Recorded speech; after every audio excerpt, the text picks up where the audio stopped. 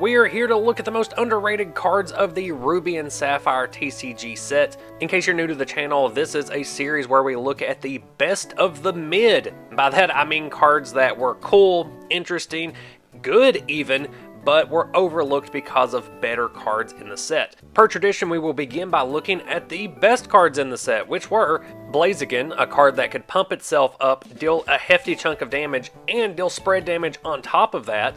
Delcatty, a card that perfectly complements Blaziken, as well as comboing off with a lot of supporter cards, plus a 1 energy attack that can deal a lot of damage. Gardevoir, a card that could pump all of your Pokemon with Psychic Energy and, once again, deal a hefty chunk of damage for a minimum of 1 energy depending on your opponent's active energy count. And I'm going to include Mewtwo EX on the best of list. It's a 100 HP basic that can pump itself for 1 and then consistently deal 60 turn after turn afterwards. It's a great example of how to properly update a card without making it too busted or too lackluster. I think Mewtwo EX nails that perfect middle ground. And just so we can set some real parameters for the set, what is the worst card in EX Ruby and Sapphire? Well, that's gonna be Lady Outing.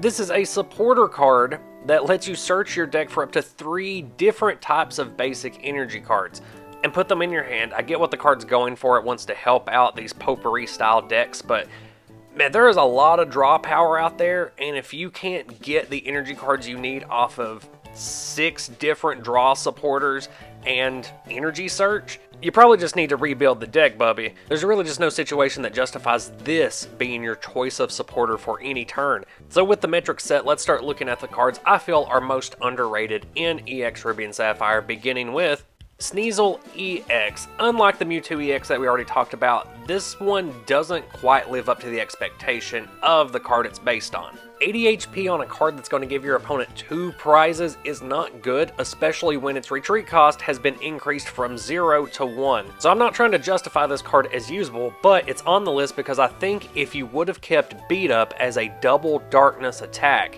it would have had a chance of being as notoriously powerful as that Genesis Sneasel was. But making this a turn 3 beater just puts it out of the running. Next on the list, more EXs, in particular these 3 Haymaker EXs, Hitmonchan, Electabuzz, and Magmar. Another attempt at making EX updated versions of famously usable cards.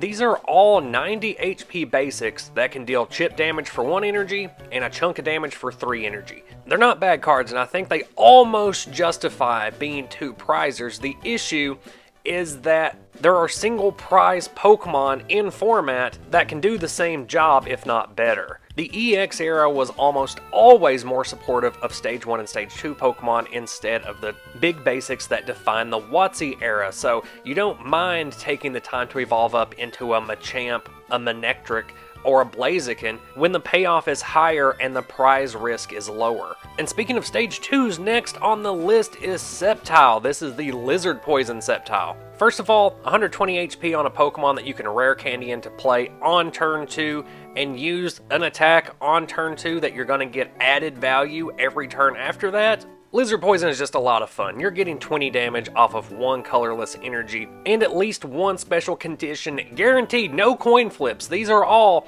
you get 20 damage on the active and you get to stack special conditions on them depending on how many energy you've stacked onto Sceptile. Yes, I know that the other Sceptile from the same set is objectively better for the consistency of grass decks, but the Energy Trans Sceptile has worse artwork, lower HP, and is not a build-around card in the same way that the Lizard Poison Sceptile is. The next card I want to talk about is Manectric. For 1 colorless, you can deal 10 damage and then search out a Lightning Energy card from your deck and attach it to any of your Pokemon. Fantastic acceleration for electric decks. For 3 energy, you can deal 50 damage, which is pretty good. One of the reasons that this card is so underrated is because it didn't have any big hitting electric partners, and it was also overshadowed by another Manectric. Team Aqua's Manectric is an amazing card for Team Aqua decks, but I feel like outside of those builds, the Ruby and Sapphire Manectric is superior. I always hype up the Expedition Electabuzz for its ability to fish energy straight out of the deck and then move them around the board. Manectric is an even better version of that. Not only are you dealing damage with your fishing attack, but you can also attach that lightning energy to any of your Pokemon. It doesn't have to be the Manectric. Rayquaza EX is really the only solid target I can think of to be boosting all of these lightning energy onto, though.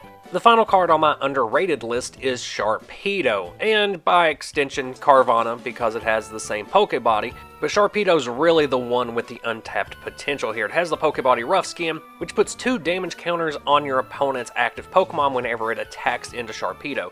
Enough to make your opponent second guess attacking into Sharpedo if their active is already low on HP or if they are fearful of a retaliation KO that you're already set up for next turn. But you also have this Dark Slash attack that is potentially dealing 70 damage if you're able to discard a Darkness energy off of Sharpedo when you use the attack. So there is a deck setup where turn 1 you have a Carvanha in the active spot and perhaps a Mudkip on the bench. You attach a water energy to the Carvanha and pass turn. On your second turn, you evolve up into Sharpedo and attach a Darkness energy from your hand.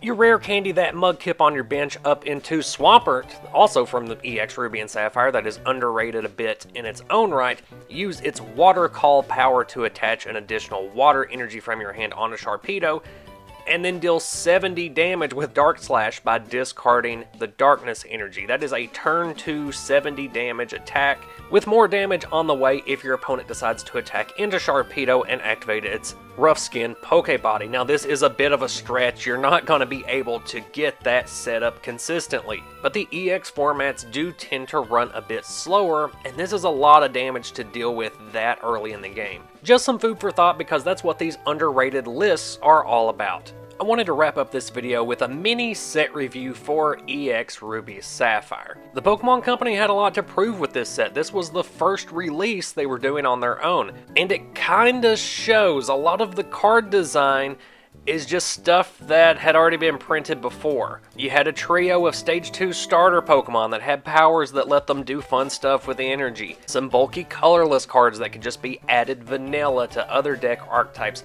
And literally 8 cards that were just updated reprints with a shiny border slapped on them. They hadn't really figured out what EX Pokemon were supposed to be. They didn't know what that power balancing was going to be like, and so all the EXs in this set, aside from Mewtwo, kind of released as duds. And to be a little overcritical of the set, I would say if it wasn't for these 2 cards right here, that the entire set would have been considered a dud. To be fair, this type of release is indicative of what the Pokemon Company would continue to do till the modern day, where when they would start a new block, the very first set would be very lackluster. There would be like 2 good cards in there, and then about halfway through that new block, things would really start to amp up.